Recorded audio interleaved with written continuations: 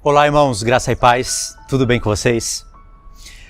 Você sabia que você só consegue descansar, ter um bom descanso mesmo, no dia em que você faz o seu melhor? Que você entrega o seu melhor? Você já parou para pensar que no dia que você não dá o seu melhor, seja lá qual for a tarefa, você não consegue descansar bem? Eu sei que quando fala do descanso humano, tem muitas regras que a gente tem que obedecer para conseguir esse descanso. Regras como alimentação, água, abaixar luzes e fazer todas aquelas coisas.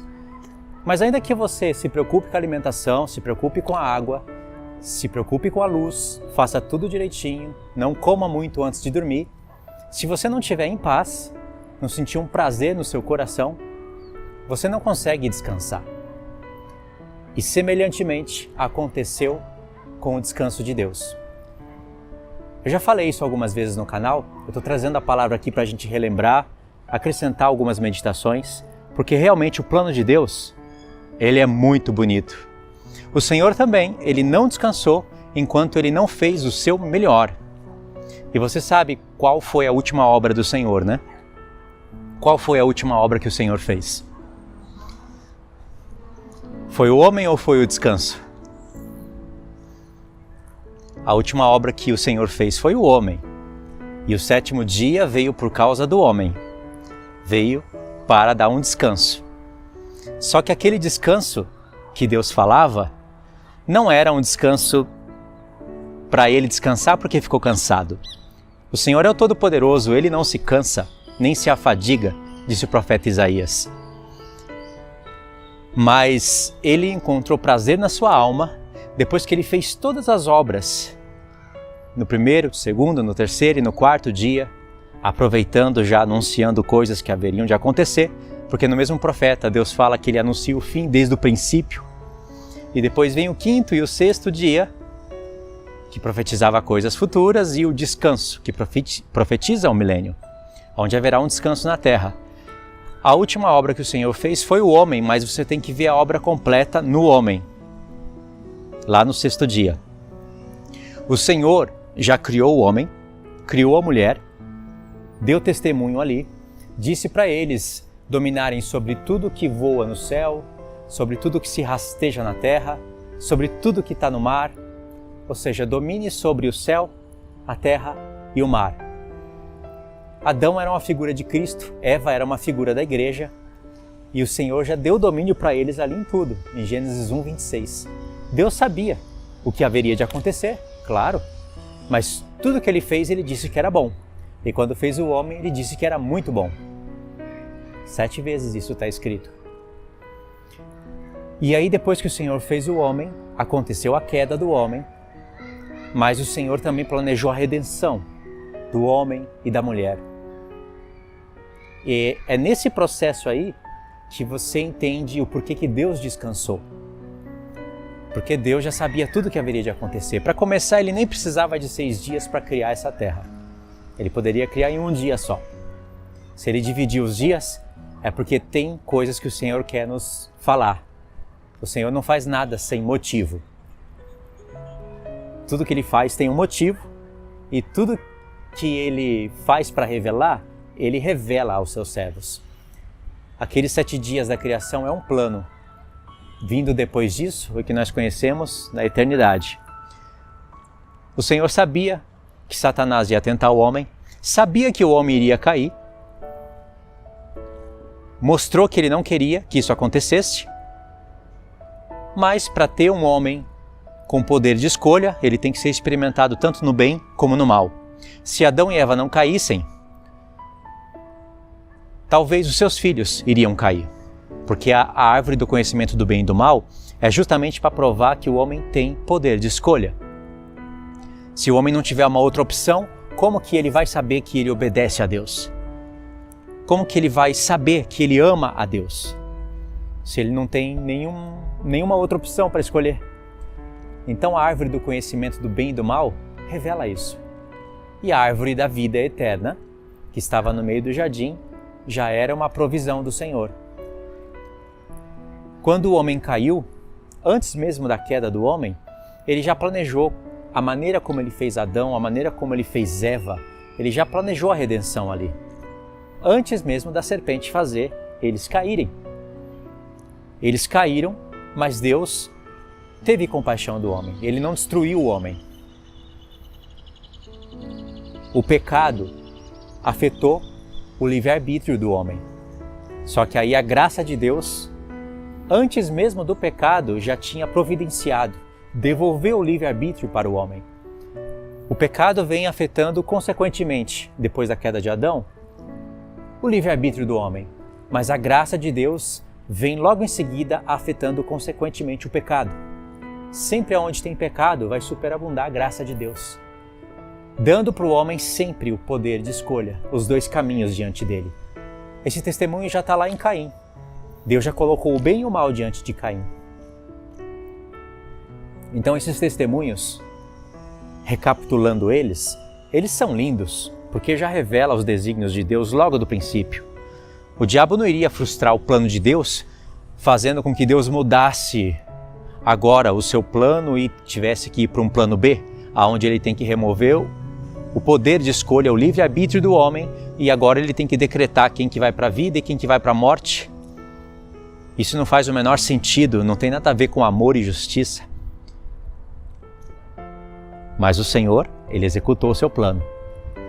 A graça dele está em todas as gerações, sempre devolvendo para o homem uma nova chance. Sempre a gente tem uma nova chance. O bem e o mal, a bênção e a maldição, a vida e a morte estão diante da gente, sempre. O Senhor já conhece todas as coisas e Ele já disse, testemunhando, escolhendo, chamando como testemunhas, escolhendo duas, os céus e a terra, duas, e Ele é a terceira, que Ele colocou diante do homem o bem e o mal, bênção e maldição, vida e morte, e Ele pediu para escolher a vida. Esse testemunho começa lá em Caim e Abel, e ele passa pelo livro da lei, vai pelos profetas, chega no Novo Testamento, os dois caminhos, um estreito e um largo, as duas portas, uma estreita e a outra larga, e vai até o fim, vai até Apocalipse. Esse é o testemunho que nós temos que sustentar diante do nosso Senhor. E o Senhor decidiu fazer esse plano antes da fundação do mundo. Ele decidiu se entregar pelo homem antes da fundação do mundo. E na verdade, irmãos, antes da criação de qualquer principado ou potestade. Antes de Deus criar tronos, principados e potestades, qualquer ser, Ele já havia decidido esse plano. No conselho da sua vontade, do beneplácito do conselho da sua vontade, segundo o seu propósito, que Ele vem revelando na palavra de Deus, que é amar a todos, propor a salvação a todos. E Ele decidiu se entregar pelo homem. A única maneira dele poder falar, façamos o homem a nossa imagem e semelhança, era se ele decidisse escolher dar a vida pelo homem. Dar a vida por todos. Expiação para todos. Justiça para todos. E Ele fez. Ele decidiu isso antes da fundação do mundo, antes da criação dos céus. Já estava com Ele, não teve um momento no qual Ele teve essa ideia. Essa ideia sempre esteve com Ele, com o Pai e com o Filho. Quando eles eram espírito. Eles são espírito. Mas é só na linguagem para eu me expressar para vocês. Então Deus decidiu isso antes da fundação do mundo, antes de criar tronos, principados e potestade, mas Ele decidiu revelar quando Ele começou a falar a sua palavra. Ele decidiu revelar quando Ele falava as coisas. Ali Ele decidiu revelar o que Ele já havia decidido antes da fundação do mundo. E o Senhor só descansou depois que Ele fez o homem e a mulher, falou para eles dominarem sobre todas as coisas que há nos céus, na terra e no mar, fez a redenção do homem e da mulher, antes mesmo do pecado. Deus não fez Adão cair num sono profundo, por acaso, para tirar uma das costelas de Adão e fazer Eva. Aí já está a redenção. Sono profundo de Adão representa a morte de Cristo. Quando Deus volta a trazer Adão, o primeiro Adão, do sono profundo, é ele trazendo Cristo dentre os mortos. E uma igreja ali edificada para ele. Eva edificada para ele. Então depois que o Senhor fez tudo isso, planejou tudo isso, depois que ele testemunhou para a gente através de revelações que estavam ocultas, mas haveriam de ser reveladas pelo desenrolar da sua palavra, pela lei, pelos profetas, pelos salmos, pelo Novo Testamento, depois de tudo isso, ele com a sua presciência visualizou Cristo e a igreja, é como um pai que quer fazer as bodas do seu filho, e ele viu Cristo e a igreja juntos, e aí ele encontrou prazer na sua alma, porque ele previu esse dia. Ele não ficou só prevendo, ele decretou essas coisas, sem retirar o livre-arbítrio do homem, porque é com o livre-arbítrio que o pai encontra prazer nos filhos e os filhos encontram prazer no pai, que o marido encontra prazer numa esposa e que uma esposa encontra prazer no marido. Quando ela tem a oportunidade de escolher outra coisa, mas com seu livre-arbítrio, ela vai e escolhe o Senhor. Isso é prazeroso para o pai, para o filho, para a esposa, e isso é uma vergonha para Satanás, porque Satanás nunca mais vai poder acusar o Senhor de alguma coisa injusta ou de ter que remover o livre-arbítrio dos homens, senão todos escolheriam a ele. Isso seria uma acusação contra Deus e uma vergonha contra os céus. O Senhor jamais iria dar esse gostinho para o diabo.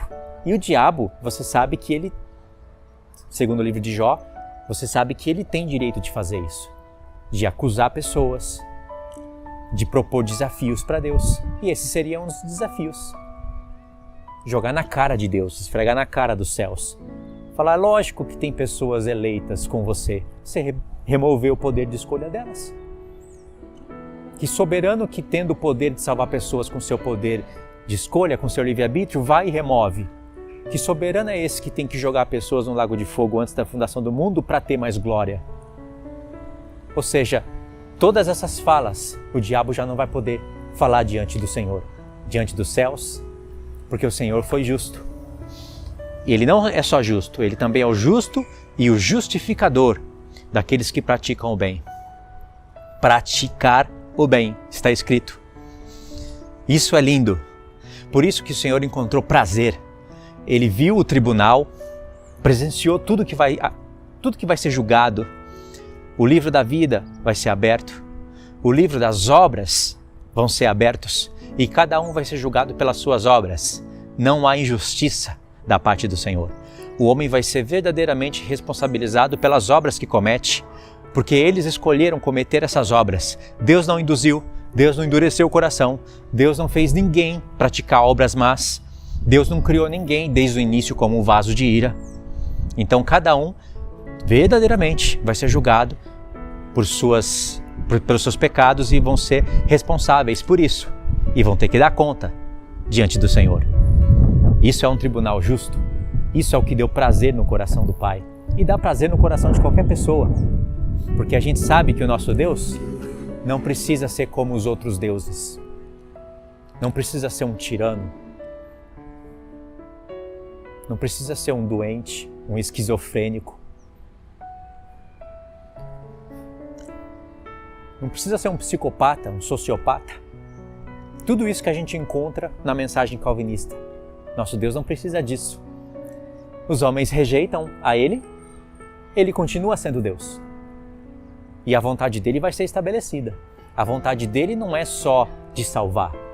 A vontade dele é de julgar as pessoas que rejeitam a justiça e a verdade e têm prazer na injustiça. Isso é a vontade dele. Ninguém vai escapar disso. O Senhor quer que todos se salvem. É um testemunho que ele deu.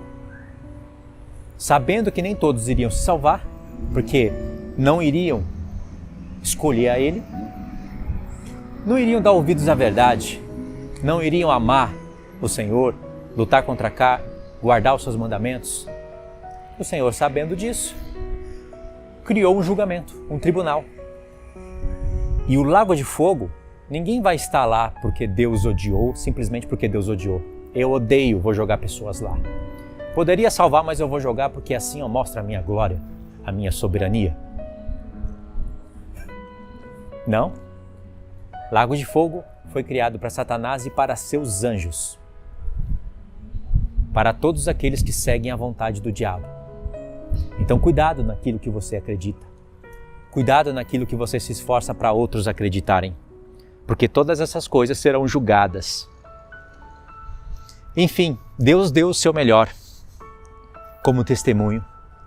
Deus fez o seu melhor.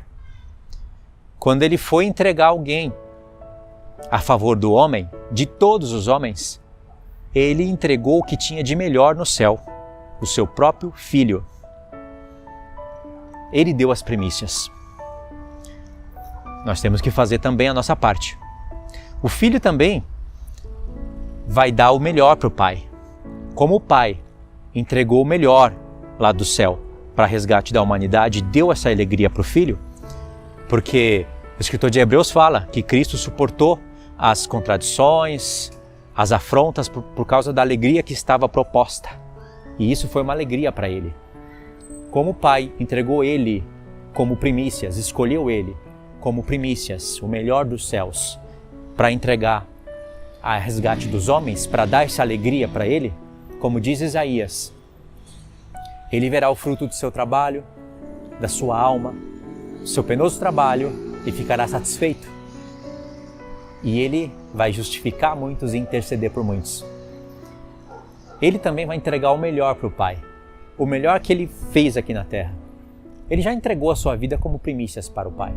Por isso que o Pai ressuscitou Ele nas primícias. Mas Ele vai entregar as primícias para o Pai, a vida de cada santo. Pessoas que separam o santo do profano. Tem coisas que são profanas. Você tem que identificar e separar esse profano do santo. Porque os sacerdotes do Senhor separarão o santo do profano. E uma das mensagens que são profanas é a mensagem calvinista. Você tem que separar isso na vida dos santos. Não somente essa mensagem, existem muitas outras.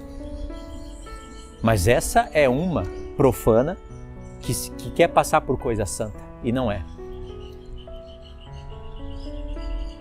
E o Filho vai entregar o melhor para o Pai, que somos nós, os vencedores. Você foi chamado, mas para ser escolhido, você precisa confirmar a sua eleição. Isso que eu falei está escrito. Deus não precisa esperar você decidir alguma coisa. Ele já viu isso antes da fundação do mundo. Ele não decretou a derrota de ninguém. Ele não impediu a salvação de ninguém. Mas Ele já viu tudo antes da fundação do mundo. E Ele que planejou isso.